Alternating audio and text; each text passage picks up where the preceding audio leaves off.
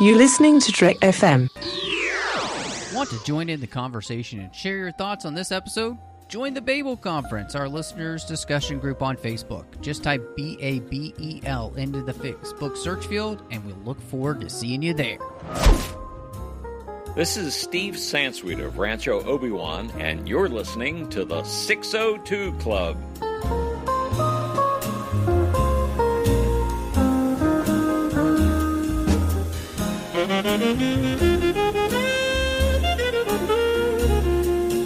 Well, hello and welcome to TFM's local watering hole, coming at you from Earth 828. I don't actually know how we're getting this message through to you, but goodness, it's coming through. Maybe Galactus was bringing it to our Earth as we've, kicked him out of this Earth. But I'm so excited to be back here with my good friend Yancy Evans to talk about Fantastic Four: First Steps. And Yancy, it's great to have you back. Well, thank you, Matt. It is great to be back. I love getting together with you and going through these little MCU nuggets and talking about what's going on in the world of cinema today. So yeah. Let's get right to it. One of the biggest films of the summer, and we're going to talk about it as we look to dive into that. Before we do, just check us out all over social media. You can follow us on X, Twitter at the 602 Club.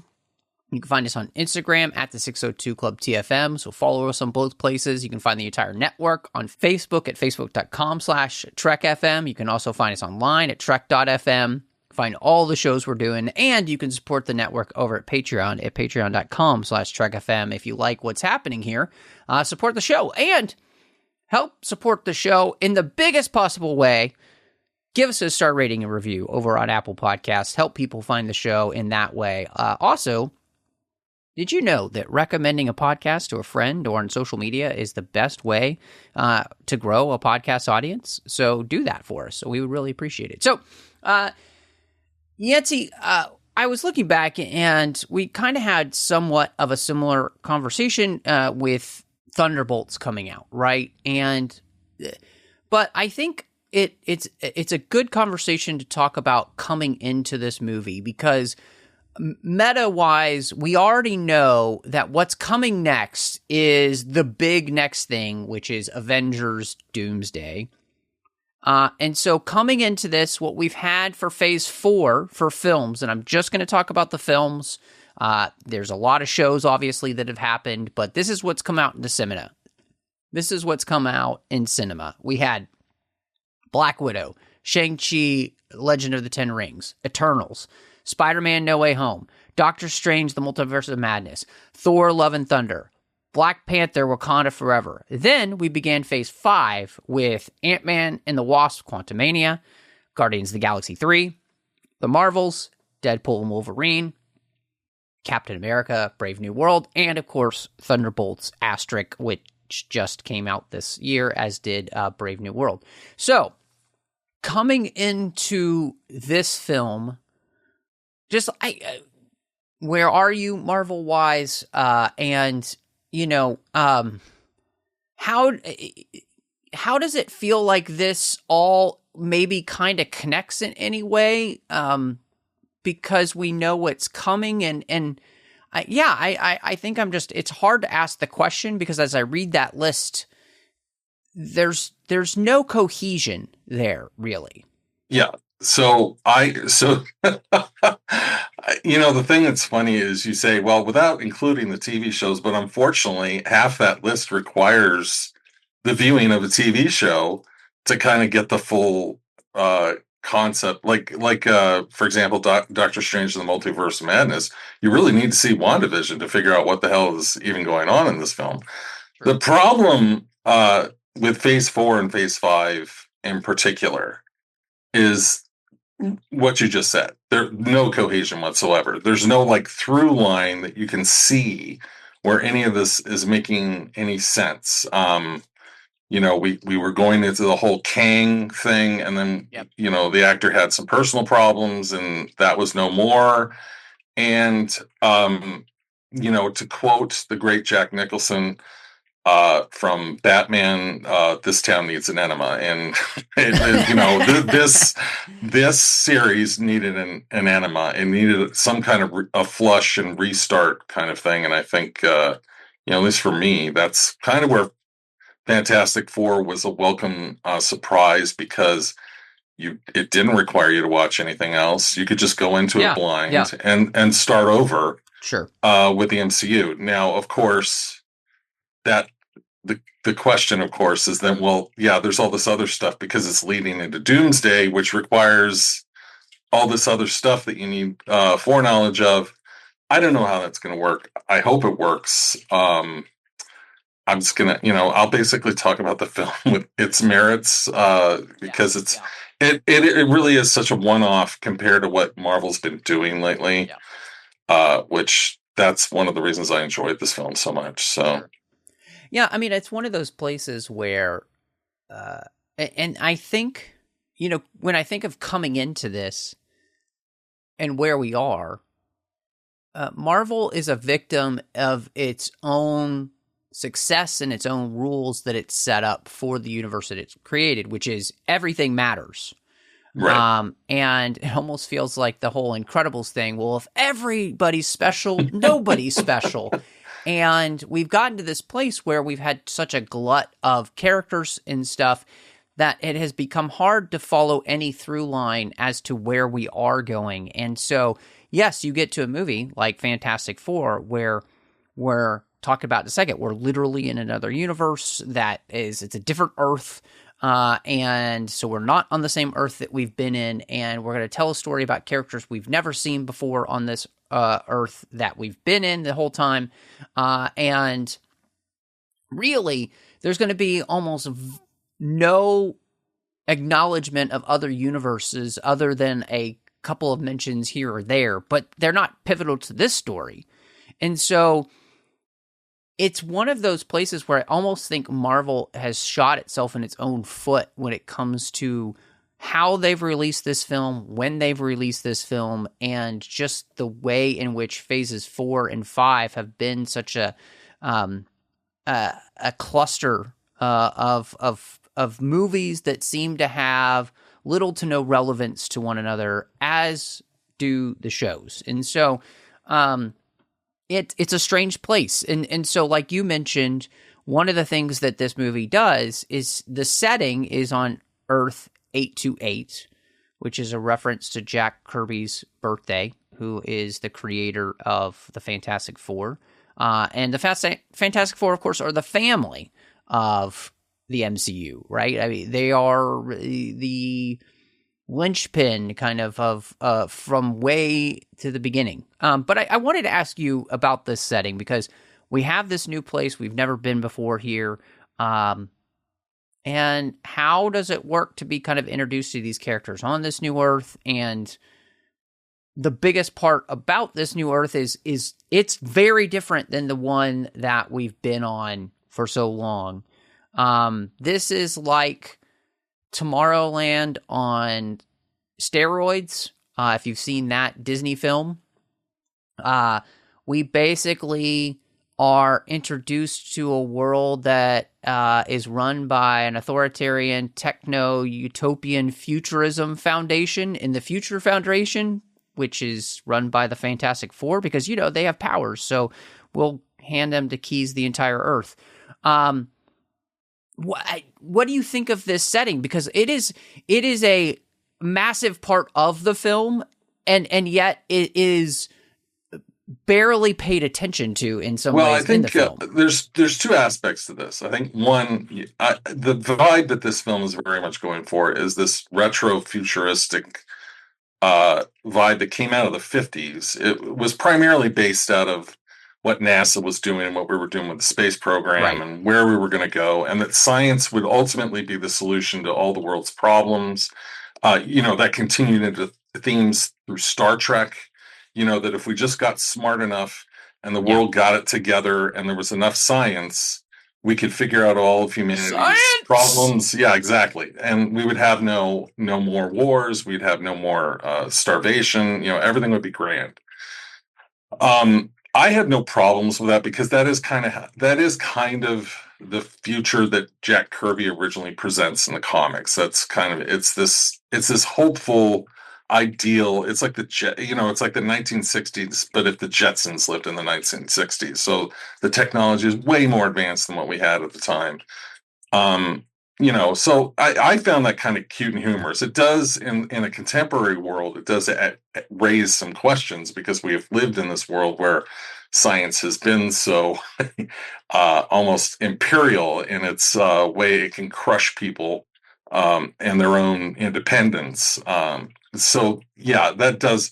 I actually think that's going to probably play into the next film because that's something they're going to have to deal with as a superhero group is a world that will actually push back against them when they say, "Hey, we're going to do this thing," and just assume that everybody's going to be, "Yeah, you guys are right. Go do it."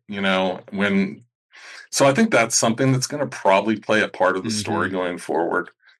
We'll see. Yeah. I agree with you though. Marvel's in a really weird spot because it is a reset, but there's all this stuff that's coming behind it that's going to require the same homework that you were having in seasons or phases 4 and 5. So, that's just, I don't know how that's all going to play out. Yeah. Yeah. So what I think is most interesting, and I think you're right in the sense of this is very much based in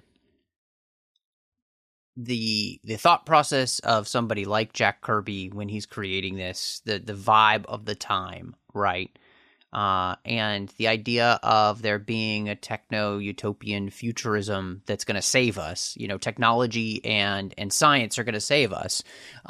It was definitely a thing of that day. And right, because you got to remember, just let me interject this one thing. You got to remember at the time, they're dealing with the bomb. So there's the threat that the world could end at any minute. And the solution is more science. If we could just science our way out of this scientific problem we've created, we can fix this, So yes. And yet I think what's kind of fascinating is that both of the biggest summer movies kind of deal with the idea of techno-authoritarianism. Superman deals with this, of course, with Lex Luthor, but he's the bad guy. It also deals with the question of power and how can it be utilized in our world, and just because you have power, does that mean you should get to utilize that power, right? And what I found so fascinating about Fantastic Four is it doesn't care about any of those questions. It literally just says, hey, this is a world where almost every single country has just handed the keys to the world to the Fantastic Four because they have power, and because they have these powers, and it's like, okay, I guess that makes them better than everybody else just because they have power. Are we saying might makes right in this world?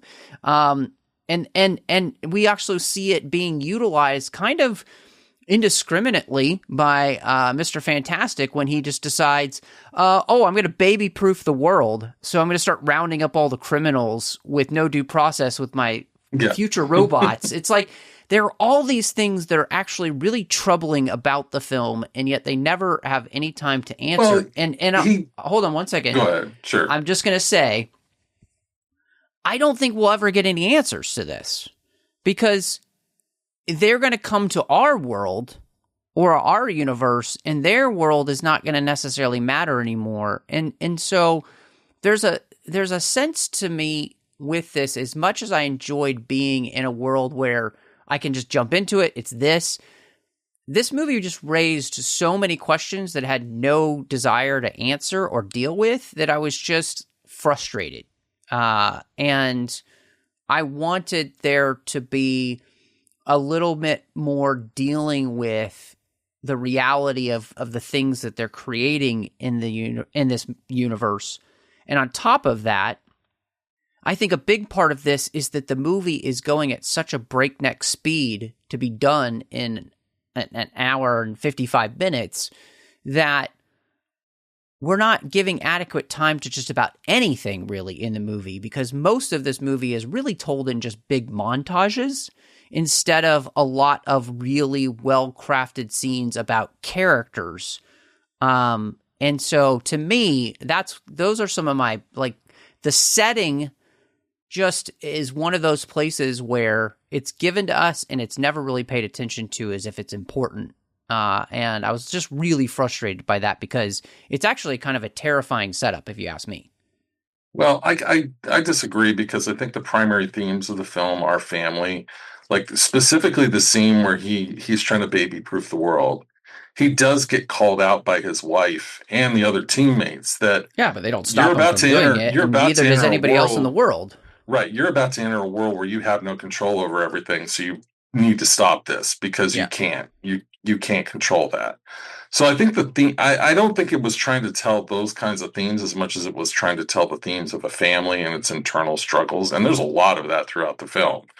I think for me, the pacing was perfect, because there wasn't there we didn't get the classic MCU, we're just going to throw a ton of characters at you with no frame of reference, and who are these people? We're focused, laser focused on these four people and what this team is doing, to save the world, and the internal stuff that's going on with it. There's a lot of stuff. I really appreciated the fact this is actually the first Fantastic Four movie that actually addressed the fact that Johnny Storm is actually a really smart guy. He's not. He's not just a throwaway beefcake kind of ladies' man character. Because he still gets his ladies' man moments, but he's a scientist as well. Yeah, and so I think there's a lot of that, and the story is very tight. I like movies that are told under 2 hours, because I honestly think most superhero movies, the problems with them is they're just too damn long. If you're telling an action adventure movie and you can't really do it with a 2 hour time limit, I'm like, nah, So I thought there was a lot of, I honestly felt the film was incredibly well paced, well written. I thought there were plenty of great character scenes. I get what you're saying. I mean, I honestly would love to have seen what John Malkovich's character was all about. I want to know, because that's a whole side story that got excised at the last minute. Apparently it's like a 10-minute side story with John Malkovich, and that's gone. So it needed a little bit more room to breathe, but my pushback would be is that the movie's setting and breakneck pace don't work as well for these characters, because these are not characters to which we know a ton about.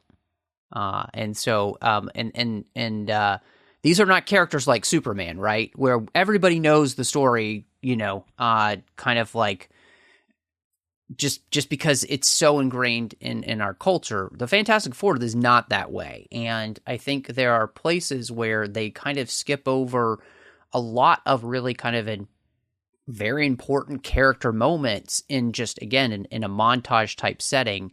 And they do this with the setting too, just of the world that we're in, by glossing over these really important things that we don't get to spend time with. For you, as somebody who knows the Fantastic Four really well and knows Marvel really well, this stuff makes sense. I would say it's akin, honestly, to the difference between the Harry Potter books and the movies, where if you've read the books, the movies make sense.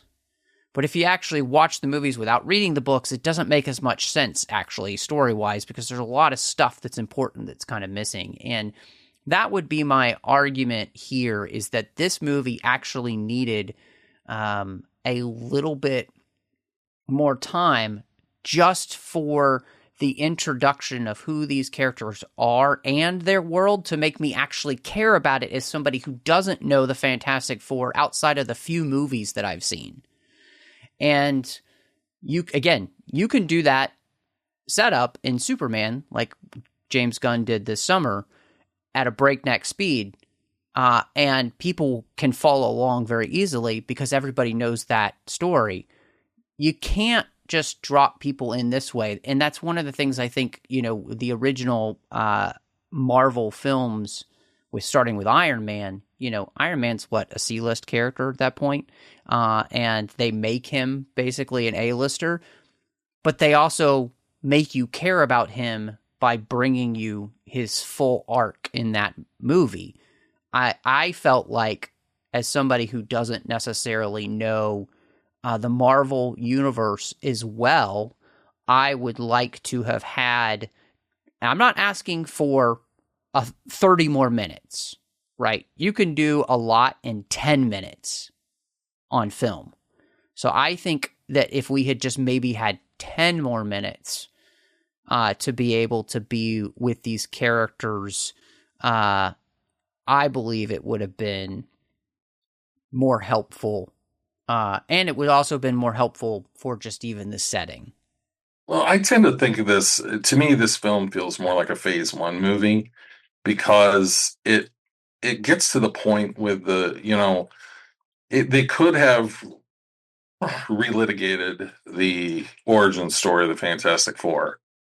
And I'm glad they didn't, because I think that's been done to death. As far as, there's 2 separate movies about the origin of the Fantastic Four. So I think I really enjoyed the little, whatever it was, 5 to 10 minute intro, the ABC special intro with the Fantastic Four. Now, I think they could have played around a little more, showing them fighting some of their, they really don't get into Mole Man that much, because he was like their first arch nemesis. It was funny because my daughter was like, after the movie, she's like, wait a minute, they took that from The Incredibles. I'm like, no, the Incredibles took that from from the Fantastic Four. Yeah. The Underminer is Mole Man. And so she's like, oh wow, I didn't know that. Yeah. So I they could have played around with that a little bit, but I think in terms of pacing and how the movie moved along, it's a lot more in the realm of an Iron Man or a Captain America. It's trying to get to. It's a lot. It's definitely a lot more of an old school movie than most contemporary superhero movies are. It's shot very old school. There's no shaky cam at all. It's very yes. It looks very much of a time of the 60s, right? Yeah. Yeah. So, that's one of the things that attracted me a lot to the film, is there's not. And I think I would argue with you that that's one of the strengths, is that when it comes to like the look and the feel of the film, it's very authentic to that. It really, it has a focus, in that sense. It knows what it wants to look like, what it wants to feel like, and it very much sticks to that. You bring up The Incredibles though, and that's a movie that basically does the Fantastic Four the way this movie wants to do it, and does it way better. Like, it's a 100% a much better film, and part of that is because that movie also knew when to slow down enough. Even though it's an animated film, it slowed down enough, made me care about all of the characters involved in a way that I will argue this film never does. So, and which I think is a great time maybe to just like dive into the cast, because obviously the cast is a big deal in this film. You got Pedro Pascal and Vanessa Kirby and all of these people. And so first we got to talk about Pedro Pascal as Reed Richards, Mr. Fantastic. In fact, when they first wanted when they were first looking towards casting this movie, they actually wanted Adam Driver and Emma Stone, but they asked for too much money. And so they said no. I think that's a real loss, because Adam Driver is a much more interesting actor, I think, in this role. Because to me, the weakest link in this movie and the worst performance in this movie, and somebody I never bought in this film, and just had no connection with, that really then hurt the rest of the movie, because his connection with Sue Storm is the most important piece of this film, is Pedro Pascal. He is so boring in the role. He has no charisma in the role. And I get that the character is supposed to be like the smartest man in the world and like a walking computer, but you can do that in a way that's more interesting than what we get, which is this kind of like, it's just flat and wooden and it's not interesting. And I needed basically, everybody wanted somebody like a John Krasinski, and Adam Driver, I think, would have been much more interesting because, man, the dude can do so much with nothing. And I've seen Pedro Pascal be great. I mean, gosh, the dude just uses his voice for The Mandalorian, and it's fantastic. But this performance was, I'm sorry, it was not good. Well, I disagree. I thought he was great, but I understand. I can understand where people come from with that point of view. But I think he plays Reed Richards perfectly because Reed Richards was always obsessed with, he is kind of the ultimate control freak. He's trying to use his powers for good, but to control things, and he's trying to control like the outcome of how am I going to resolve this issue or resolve that issue. The scene that sold me completely though on him was the scene where they get back after the big chase with Silver Surfer, and they get back to Earth, and they're talking about what's to be done because the out obviously is giving Franklin, their baby, to Galactus. Yeah. And the scene where you can tell in his mind he's playing, and you can see it straight in his eyes. And Vanessa Kirby, Sue Storm, says, you've already calculated this, giving up Franklin. And he basically has to defend himself. Like, look, I'm not going to give up the baby, but it's still something because my scientific mind requires me to look at it's like Mr. Spock. It requires me to look at all the possibilities. And that is a possibility I do have to consider, but I'll never do that. Right. And she doesn't take that too well, naturally, like no mother would. Yeah. And so there's a couple of really great scenes with him after that. I think he played that well. I actually, there's a funny little anecdote. He wanted to do kind of this when he originally pitched, when he was originally being brought in to test for the role, he wanted to do this affectation, this mid-Atlantic accent, kind of that 30s, 40s kind of rapid fire radio talking guy. He wanted to be a little more in that kind of vein. Yeah. And they were like, no, we're not going to do that. And I'm like, that almost would have worked, but that's okay. Because I do, he does play things a little understated. And maybe this role needed a little bit more oomph in a couple of scenes, but I thought the scenes where he needed to be more internal and more, kind of the thinking, the walking computer type man, I thought he did that real well. And that was my biggest concern with him when he was being cast, other than the fact that he's in everything, is could he play that part? Could he legitimately come across as a scientist? And I thought he did that part rather well. Yeah, I mean, it is interesting that you say that he kind of had this idea of doing that mid-Atlantic accent that all of the stars had, in those 40s and 50s films, and even somewhat into the 60s, and so. And I honestly think it would have given him more range to play with. I just don't like the choices, and I can't just blame him.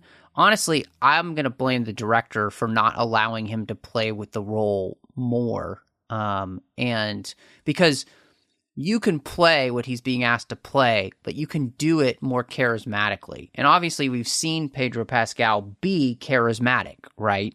That's why he's in everything right now. Because people have seen him be an actor that they've responded to. And I just think it's interesting to me that the other issue that I ran into is that I did not feel like he had great chemistry with Vanessa Kirby, which is weird because of the press tour, and we'll just leave that there. But please. I didn't feel their chemistry together, which to me very much kind of hurt look, they're the absolute crux of this film, because their dilemma as parents and becoming parents that are, superhuman now, and what is going to happen with their child. I mean, this is the biggest question, and their dynamic is the thing that really is supposed to carry this movie. And because I'm not really buying Pedro Pascal as this character, it also hurts the interactions then that he has. And I was disappointed in that too, because you kind of need them to work as a couple to buy the rest of the movie and really get drawn into any of the emotional stuff that they do want you to feel. And that's the thing is I leave this movie, because of the performance of Pascal, actually just feeling very little. There are a few scenes where I kind of felt something, where I'm like, oh, that kind of gets me. Otherwise, I'm just not feeling a lot during this movie, and I should be feeling something, because I know the movie wants me to, but I'm not feeling it in the way that they're intending me to, and I think a lot of that comes down to that performance, and then the way it impacts the biggest relationship in the film. Yeah, I disagree with that, but that's okay. We can do that. I thought their relationship worked. I thought she's more the feeling, not necessarily face, because obviously Mr. Fantastic is on TV and stuff but he's more the television science guy persona, and she's more the feeling mother, who's presented to the world as kind of like the heart of the group, along with the Thing being kind of like the heart of the group.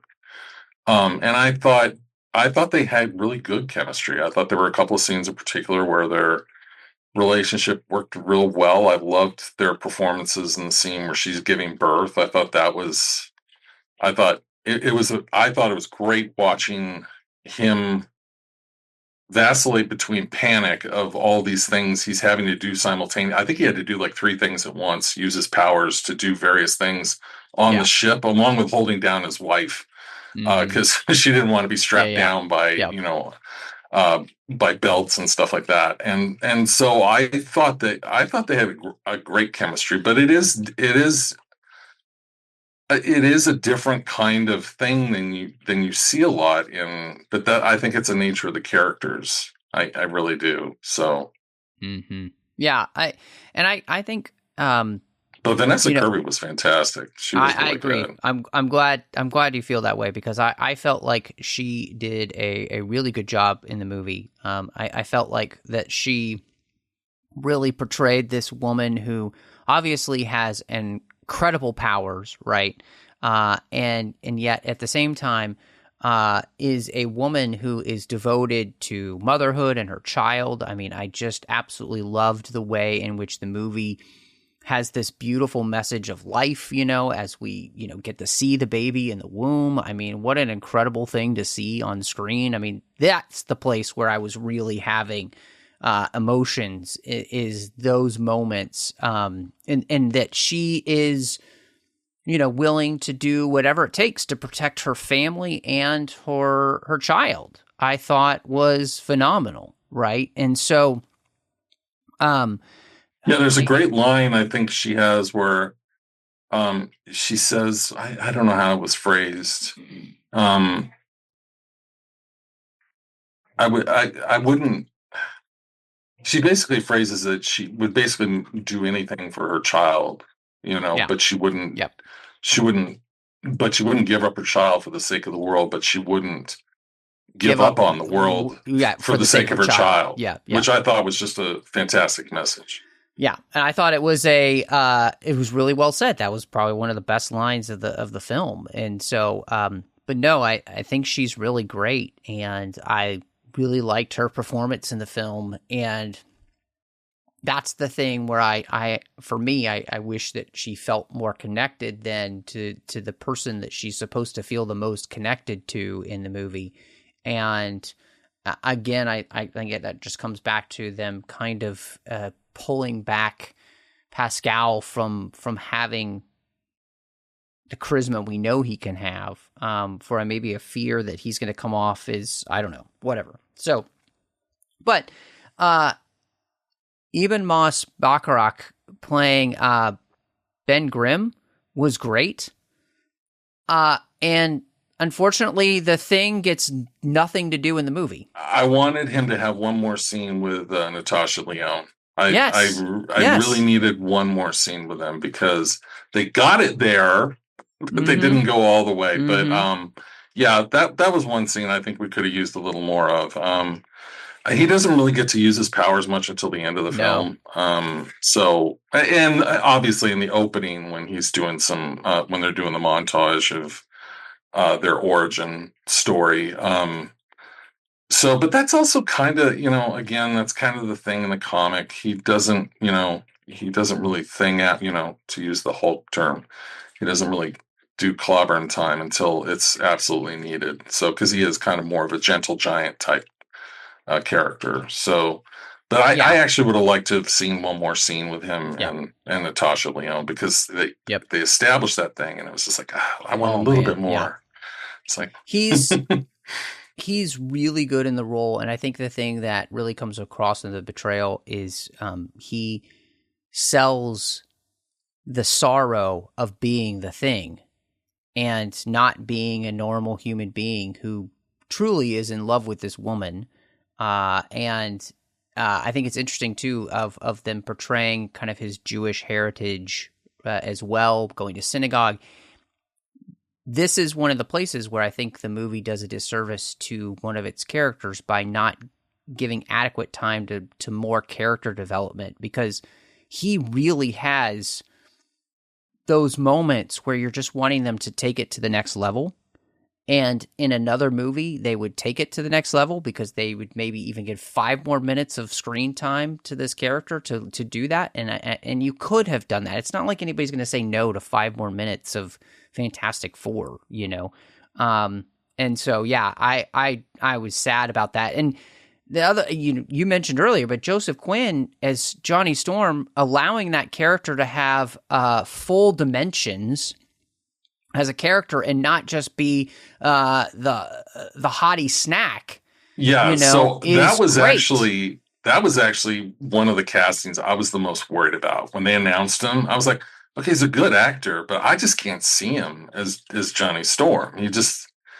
I don't see it, But then as soon as he's on screen, it's like, oh, okay, I got it. I get what they're going for, and it's funny because this is the one thing I hate about all actors on when they're going through their promo tours for their movies. They always say stupid things. They always say something that's factually inaccurate, and he made the statement that they were gonna, he didn't like Johnny Storm being, kind of the ladies' man kind of thing, and you weren't gonna see that on the screen. And I'm like, well, you kind of did. They just didn't make it as overt as like the 2004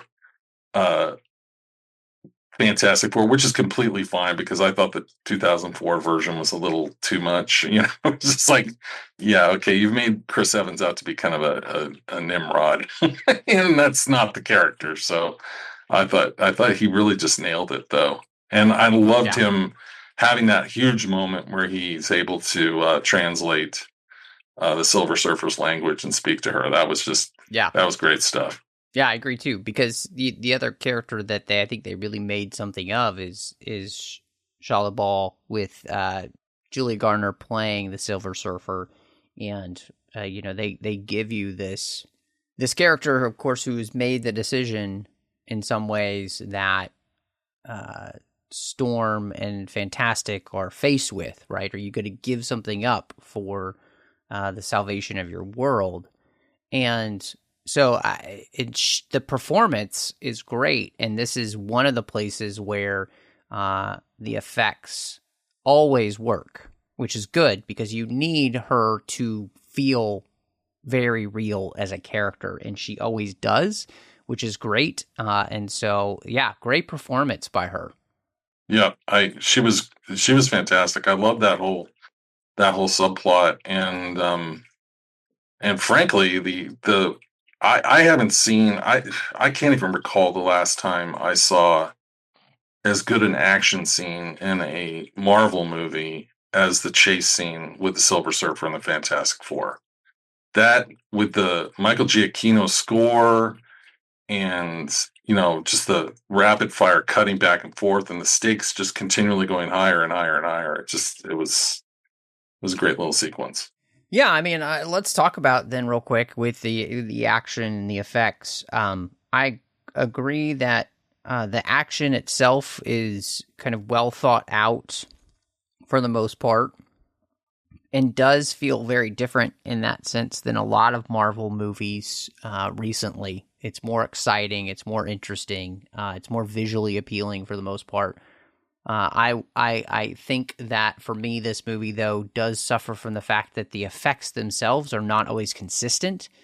And so there are moments or there are characters that always look great, but then there are other parts of the action which don't. And so, and what you need is just consistency, like, so that I'm not drawn out. And so there's good things on that and bad things on that. And that was a little bit frustrating to me, that I just wish it had been slightly more consistent, because in the battle, say like the end with Galactus and the scene with Fantastic, being stretched. Getting and his face becoming clearly Stretch being Armstrong, pasted on. It looks bad. And so, there are those places where those don't look as good, but then there are other places where you're just kind of like, wow, that looks amazing. And so that back and forth, that's the problem again. As long as the effects work is consistent, you'll never be pulled out. And so that's what you should be striving for in VFX, more so than just perfection. I think what they were really more focused on was making sure Galactus looked real and looked menacing and fit within the world, which they succeeded on all levels with that. But then there are moments like Franklin at times, even though apparently they used a baby for everything, they didn't CG a baby, but it all has to do with composition. And if your composition is off, the character doesn't look like they're in the scene. It looks like they've been pasted in the scene. Like the scene you're talking about in specific, the problem wasn't Mr. Fantastic stretching. His body was fine.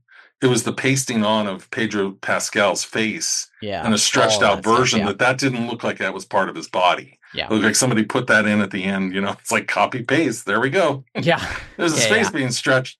I thought overall the effects were fantastic through almost all the film, but there were times. I would say by leaps and bounds, this is probably the best looking Marvel film in years as far as effects. Compared to most other projects, I can't even, except maybe Spider-Man.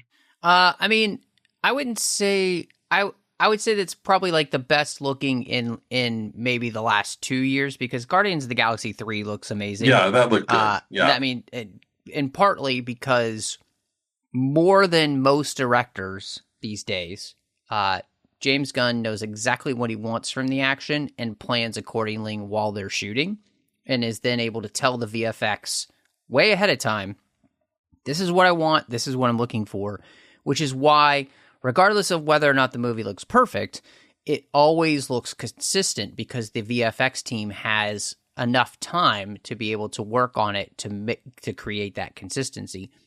As we know, too many Marvel movies end up changing things last minute, which leads to effects not being as consistent then. You end up with those that look amazing because they've been working on them for almost the entire run of the film, and then you have the other effects that they did in 2 months. There's a huge difference between the two. Yep. I got a question for you. Sure. So one of the things that really throws me off about this film is they are orbiting a black hole for a very long time in this movie. And yet the time dilation for them to be gone is only a month? Yeah, that was when I threw in there as that's your standard comic book science. Yeah, because I mean, the problem is that we all live in a world where, Interstellar exists. Yeah, I know, So, but they all do. I mean, they all do that. The whole thing with the black hole and Superman was kind of goofy as well. It's just it's comic book science. It's like it meets the needs of what the story needs. So what they do is they make the concession. Okay, this would probably have taken them decades to get home, but we're going to concede it's going to be a month. Yeah, so that's the conceit. We'll give you a month. Okay, fine. yeah. Yeah, because it was one of those places where I wish that they had at least made it like half a year. Yeah, that would have been. I think Yeah. I think that's the stakes. You don't want. Well, Galactus is going to show up in half a year. It's just because everything is really that's the thing. Everything's really crunched down. Like they in terms of time. Like for example, they're able to build all the portal Don't devices get me started on that. in 72 Please hours. don't. Which Yeah, again, that's futuristic. it's dumb. Gobbledygook Yeah. Trek sci-fi. It's like, hey, okay, we're all working together, kind of thing. Which I laughed at that because I was just like, that was so 50s, 50s era. I don't want to call it propaganda, but kind of raw America Yeah. kind of film. We're all working together across the world. Well, and that was one of those places again with that question of like time. It again, you didn't need it to feel like they're doing this in 2 days. That doesn't really help. I don't think. It was because obviously in a comic book you would be like the next panel 3 months later, and so I did want to ask you also about Galactus as the villain because it's interesting. There is such a Star Trek the Motion Picture quality to him as a villain that there's just this there's this drive, right, to feed, to gain knowledge. I would argue that's probably where a lot of H.E.R.B.I.E came from. Yeah. It was the idea of Galactus, which was already out in the world. So yeah. But, it's interesting because it's not quite an evil thing. It just seems to be running on almost like animal instinct. Right. And one of the things with Galactus then as the villain that they don't make incredibly clear in the film is that, so if Franklin takes his hunger, does he just become a new Galactus? Or does he actually stop Galactus from needing to do any of this and save quadrillions of lives across the galaxy? Yeah, well, I think Galactus kind of says that in the dialogue. He basically says, taking Franklin will quench my hunger. Because Franklin's powers are really like he's got like crazy powers that we haven't even touched on. Later that's in the comic books. So, Galactus has always been for pretty much the most part. He's more of a force in nature. He's not necessarily. He is a villain in the sense. To me, he's more like a Trek. Where they don't like to call them villains. They're just like a. Yeah. They're an arch nemesis. There's something that has to be overcome, and Galactus falls in that kind of category. He is literally a galactic force of nature that consumes planets to power himself and continue on consuming more planets. So I thought that the portrayal was great. I don't know that you needed to know a lot about him. I thought they did a sufficient job of explaining what his motivations were, but I could see how someone might be like, what exactly does Franklin have to do with all this? Right. And I think that's the thing is maybe explaining what but they don't know. That's the whole thing. It's like Galactus knows, but they don't know yet what his true nature is. Well, and again, I think that as somebody who doesn't really know, right? So you're saying no, but I'm not clear on if this just creates Franklin as a new Galactus. Because if that's the case, then yes, you say no. You don't want the Galactus continue. But if your child can keep Galactus from destroying other worlds, and you're literally just sending Galactus into who God knows where that will possibly destroy other worlds, it's like the moral and ethical implications of that are not dealt with at all in this film. And to me, it is another place where the movie isn't actually thinking about the ramifications of the questions it's asking or not asking. I don't agree with that. Just because the whole point is, would you give up your child to save the world? Are we truly going to live in a society where the needs of the, like where people just become things? So we're just going to give up Franklin because we might save everybody. Well, we may not. That's a question. But I think the bigger question is this, because they don't make it clear. Is Franklin going to save the entire universe? Because Galactus will cease to be. And so if you had made that clear that well, I think the idea is that Franklin will cease to be if they give him to Galactus. Again, I think that this is so unclear that it makes the choice that they make not be so easy for me to say that they did the right thing. I'm not saying we need child sacrifice. What I'm saying is that they needed to make clear the belief for Sue and for Reed. If we give Galactus to, if we give Franklin to Galactus, we save our planet, but Galactus just continues in the form of Franklin. And if that's the case, it makes it very crystal clear to me, oh, it's so easy to say, yeah, we don't do that, But if Franklin can bring an end to Galactus once and for all, we just don't know the impact it's going to have on Franklin. I think that makes the question slightly very different. That's the conversation that Sue and Reed have, when he's contemplating giving, where he says he's not going to do it, but he at least considers the option. What does this look like? So I do think it's addressed. I don't think it's I don't think it's necessarily obvious, but I think it's implied, certainly. So maybe, I do. It's just one of those places where I wish the film was slightly clearer. And I think it's one of those spots again where there's an idea presented, but I would have asked the screenwriter to think about the implications more strongly and make sure that then the intended implication for the audience is what we receive, and so that it's not quite so nebulous. And one of the things, though, that we're going to agree on, I know, is that this movie has a score that it doesn't deserve. No, it's one of the best superhero scores in recent memory. I can't even.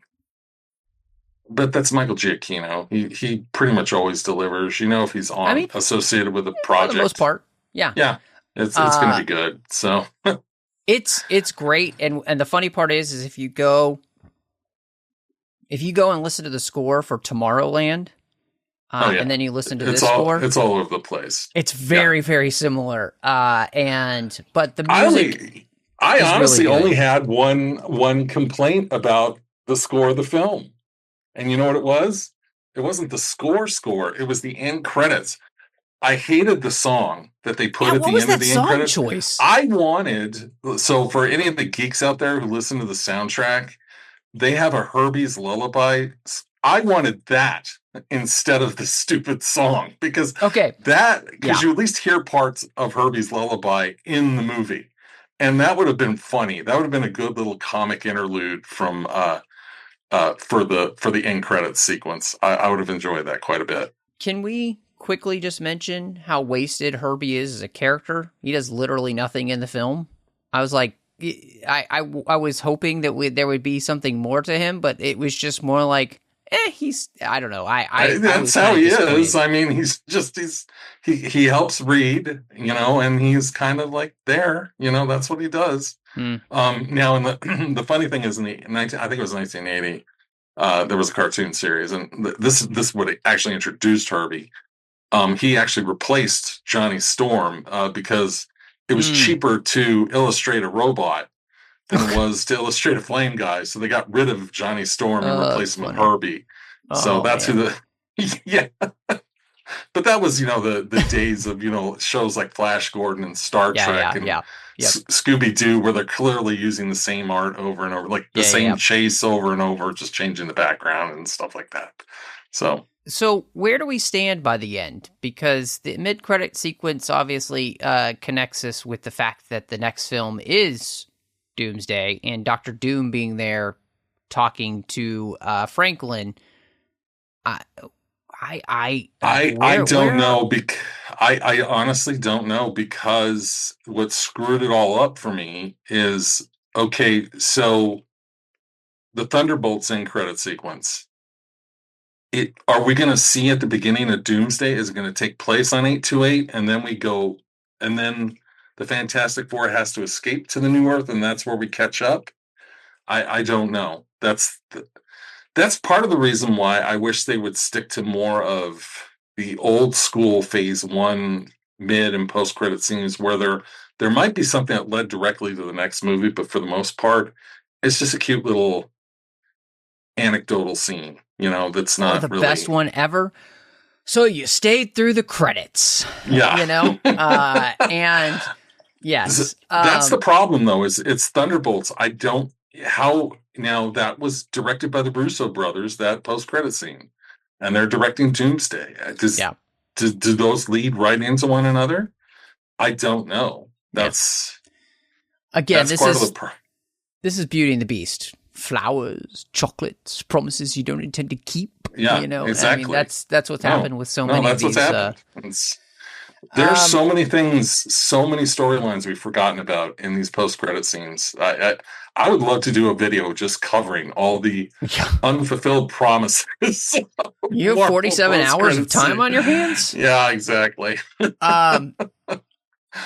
Look, I do think that this is one of the issues with this movie being where it is, because by the end we're leading into the next Avengers movie, which, who are the Avengers? Yeah, we kind of, it's the Thunderbolts. Oh, really? That's who we're going to call the Avengers? And Sam Wilson and nobody? Well, they're having a legal fight over the name, so... Right. Remember that? Okay. So it might not be. Yeah. We don't know who the Avengers are going to be.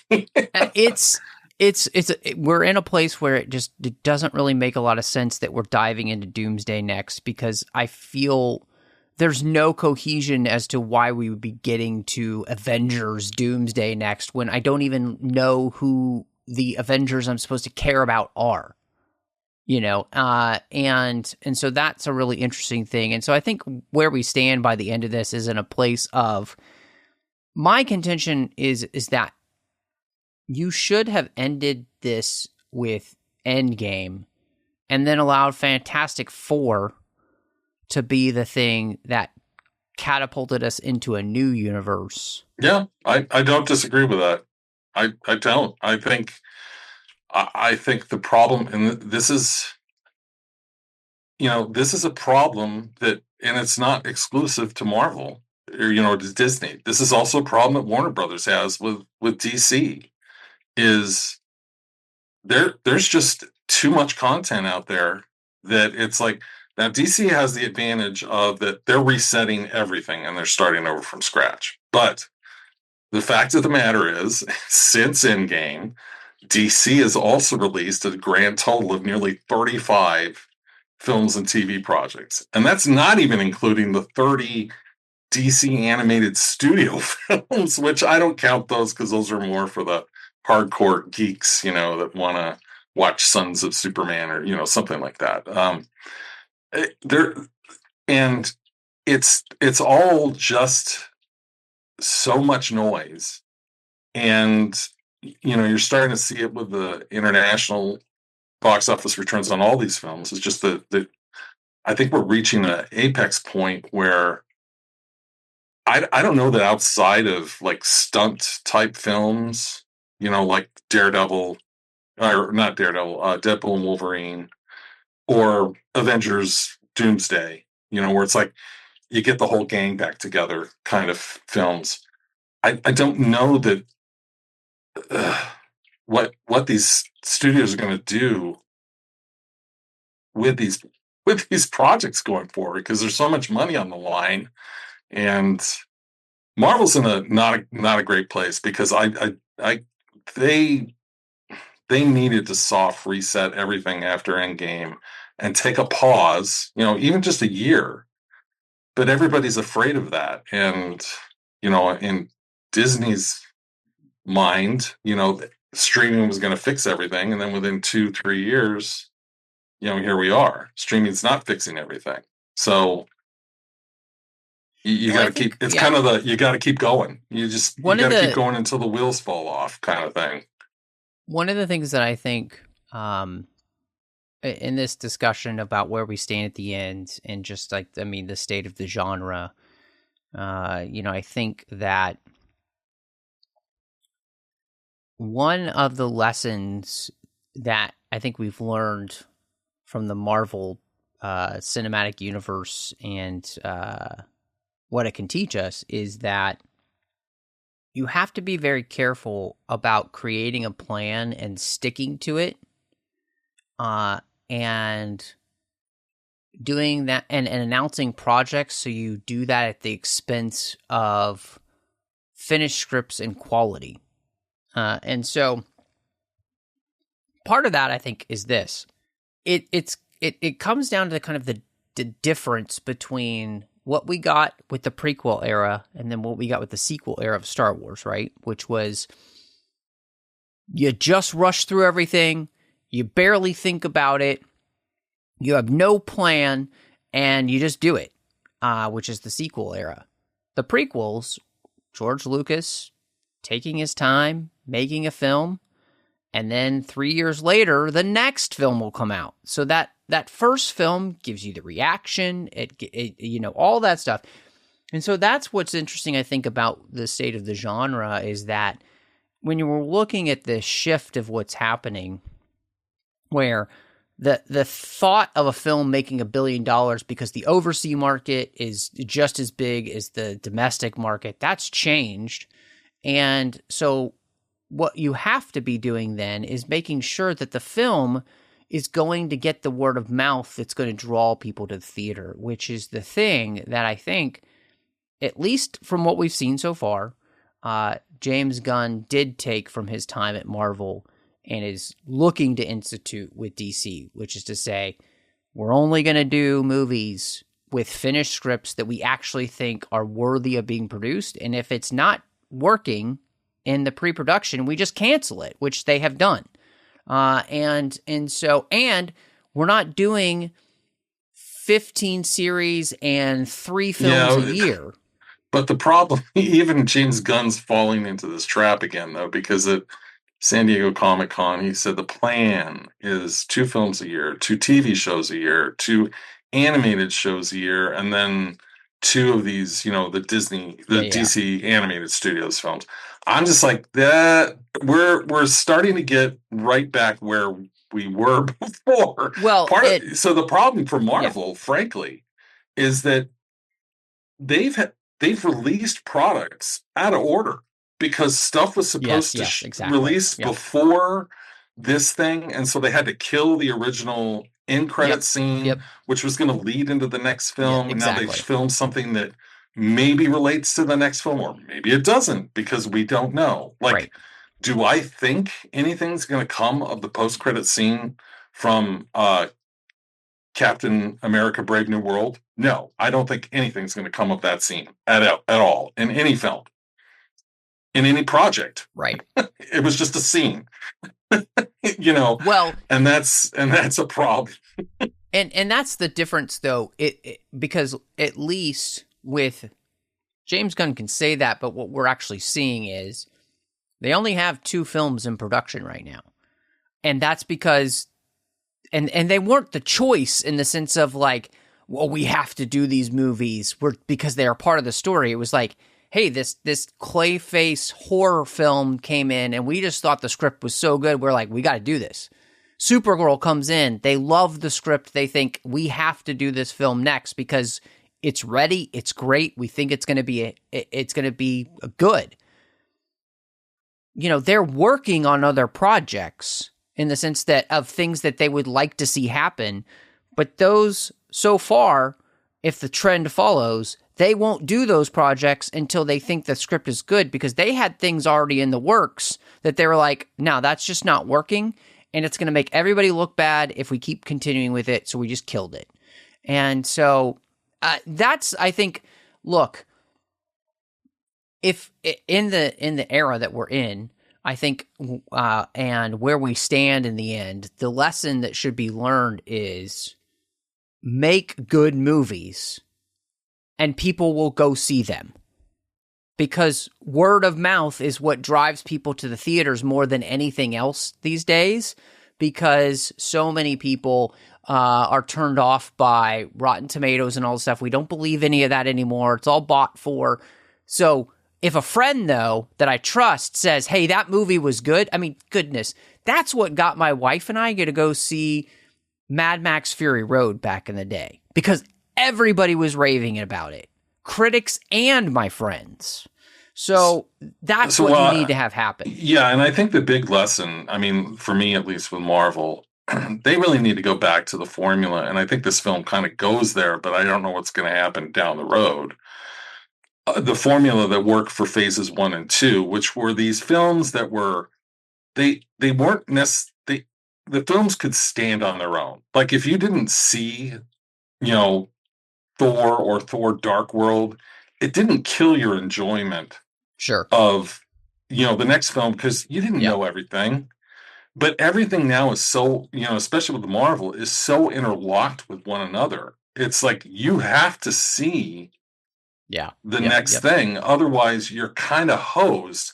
And that's a Kevin Feige thing. That's a mistake of his own making. He needed to follow what they were doing when it was more of a joint venture with all the other team members and Kevin Feige during phases 1 and 2, which were these kind of what James Gunn's doing now, which are these one-off films that they're in the same universe. Yeah. They don't necessarily have to appear in each other's films. They can, and maybe we'll throw a loose thread here and there, but it doesn't have to be this kind of interlocked world, which, everything has a potential endpoint, that's been the downfall.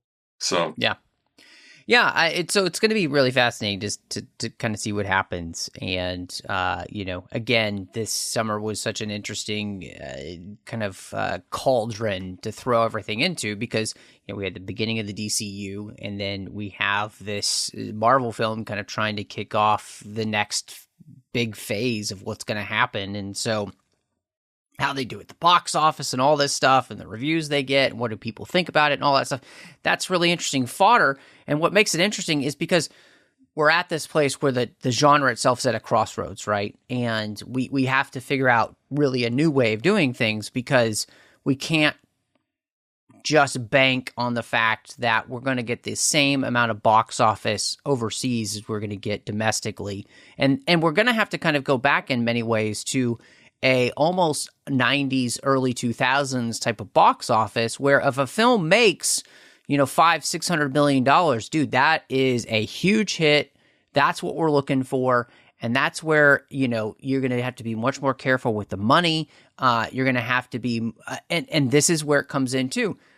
You need completed scripts. You need directors who know what they want effects-wise because the effects budget is going to have to be smaller, but it's going to have to then, if you truly have planned well in your filming, you know what you're looking for, it costs less because the artists don't have to spend so much time redoing things. Yeah, so there was a good article today, it's July 30th, in Variety talking about that very thing. There was Variety was talking to a Marvel insider who was talking about the state of the superhero genre, and he said everybody is going to have to change the way they do things because China's a non-market now for superhero films. It didn't matter if it was Superman or Fantastic Four. They were non.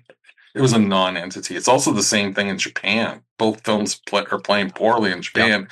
Part of it is because they've got another movie. They got Monster Hunter that's playing right now. Jurassic World did the smart thing and avoided Monster Hunter and is releasing in like 2 weeks, I think, in Japan. So they avoided July altogether. So what they've determined is they need to stop relying so much on Asian markets in particular, but just overseas in general, because there does seem to be a real big softening overseas to the genre in general. They're going to need to bring the budgets down. They're going to need to not be afraid to hire unknown actors, so they don't have to spend money on these. I mean, there's talk that Robert Downey Jr. is getting like $300 million for Doomsday. That's just ridiculous. That's just ridiculous. Yeah. You can't make money like that. No. Yeah. And that the budgets need to come down to like $120 to $150 million. And when you do that, then you can have a hit if your film makes 600, 650. Well, where both of these films are going to fall at the end of the day, both Superman and Fantastic Four are going to fall in like the high, for Fantastic Four, it's probably high fives. Superman will probably be 600, 620, which that's okay, but it's not the money they both actually needed to make because of the investment up front. But, you can live with that if the promise down the road is, you're going to consistently make more money because like Supergirl, I think the budget for that's only like $125 million. Yeah. So that's playing smart. It smart. Yeah. That's playing it smart. Doomsday, on the other hand, that film has a rumored budget for like $1 billion. Yeah. I'm just like, good luck. Well, and then the problem is that even if you make $1 billion, it doesn't make its money. Yeah, you don't actually make anything. And so look, I think we're going to get back to a place too where the goal for an actor in the end comes down to it's going to be about the residuals, which is then going to be about the work, which is then going to be about the way we get butts in seats, right? And it becomes more about the performance. And in some ways, I think that only does we as the audience a service. Because when you have to work hard for something, it comes across on screen.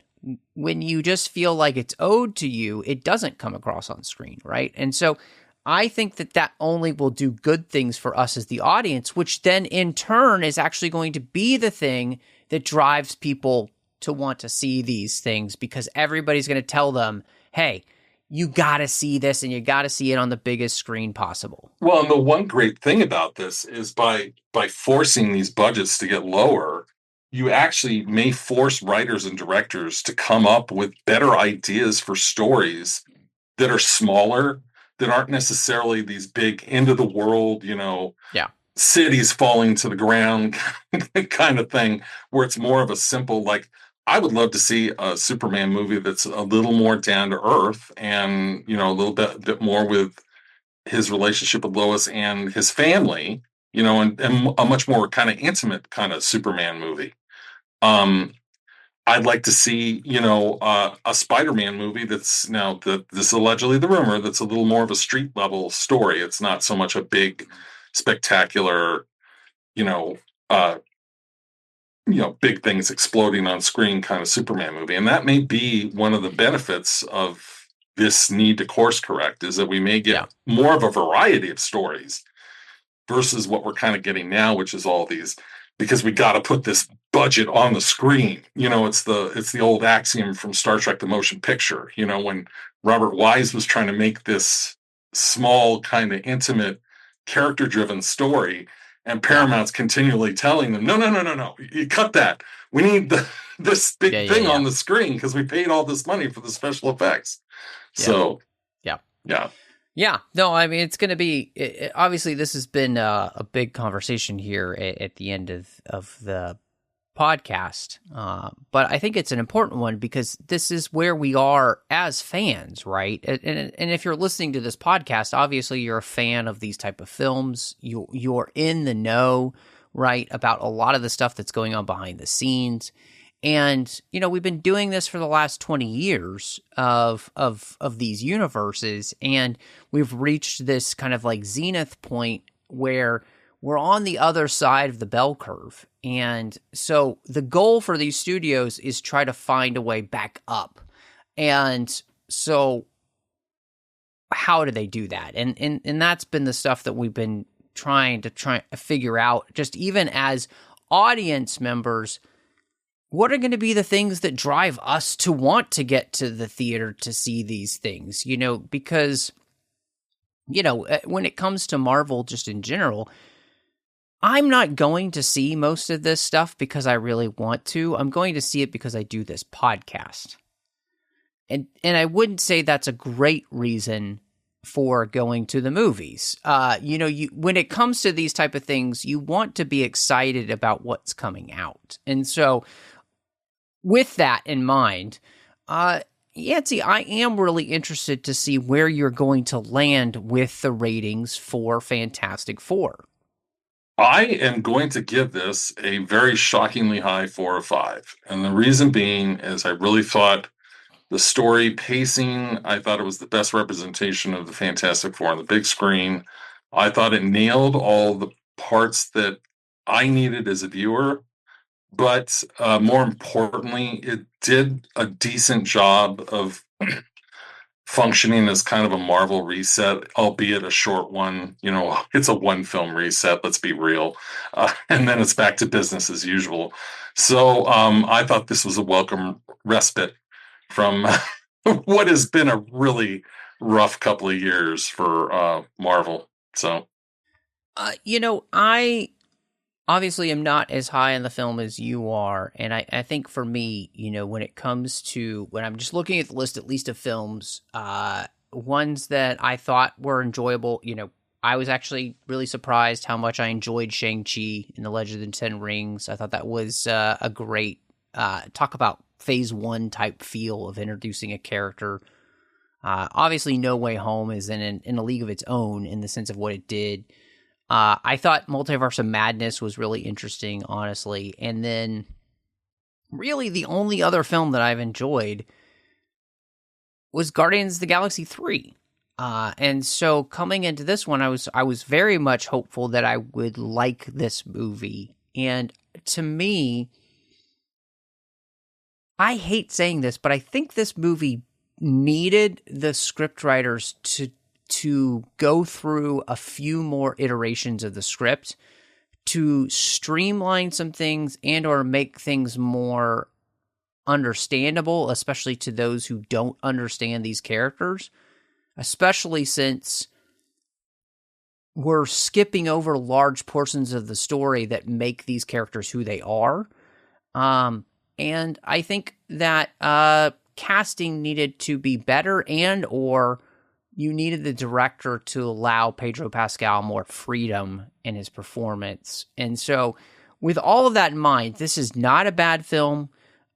Again, the score is incredible. The film looks great in the sense of its vision for the world it's created of this, you know, techno utopia, futurism, authoritarian, you know, world that we're in. All that looks great. You know, it's really well thought out.